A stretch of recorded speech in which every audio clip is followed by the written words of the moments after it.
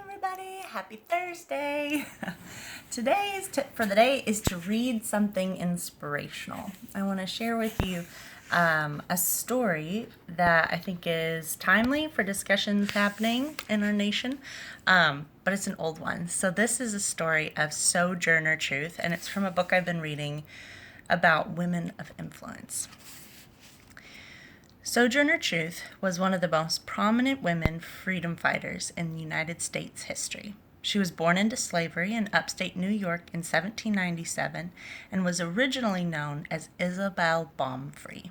She was one of 13 children, and through all the hardships of her upbringing, her mother taught her to pray. But it wasn't until much later in her life, after being sold to 4 other masters, after being repeatedly beaten for little reason, and after being forced to marry another slave and bear children, and after escaping from slavery and winning her freedom, that she was introduced to her Savior, Jesus Christ. After her conversion, she heard the voice of the Lord calling her to become an itinerant preacher, to travel wherever he would lead and tell people of his love.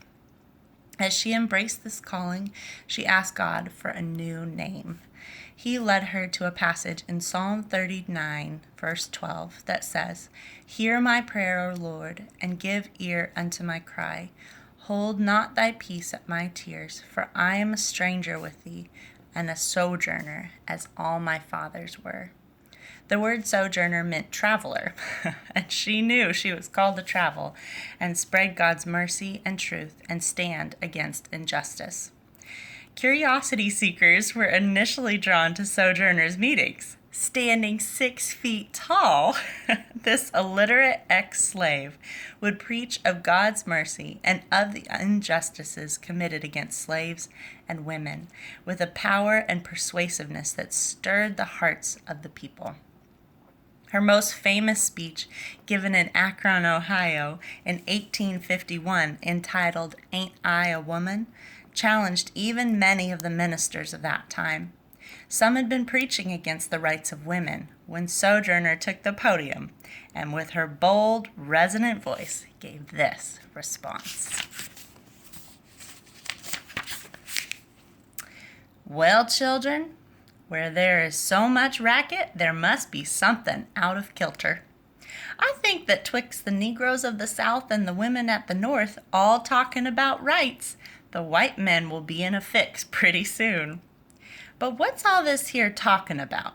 That man over there says that women need to be helped into carriages and lifted over ditches and to have the best place everywhere. Nobody ever helps me into carriages or over mud puddles or gives me any best place. And ain't I a woman? Look at me. Look at my arm. I have plowed and planted and gathered into barns, and no man could head me. And ain't I a woman? I could work as much and eat as much as a man, when I could get it, and bear the lash as well. And ain't I a woman? I have borne 13 children and seen most all sold off to slavery. And when I cried out with my mother's grief, none but Jesus heard me. And ain't I a woman? Then they talk about this thing in the head. What's this they call it?" A member of the audience whispered, "Intellect." "That's it, honey. What's that got to do with women's rights or Negroes' rights? If my cup won't hold but a pint and yours holds a quart, wouldn't you be mean not to let me have my little half measure full?" Then that little man in black there, he says women can't have as much rights as men because Christ wasn't a woman.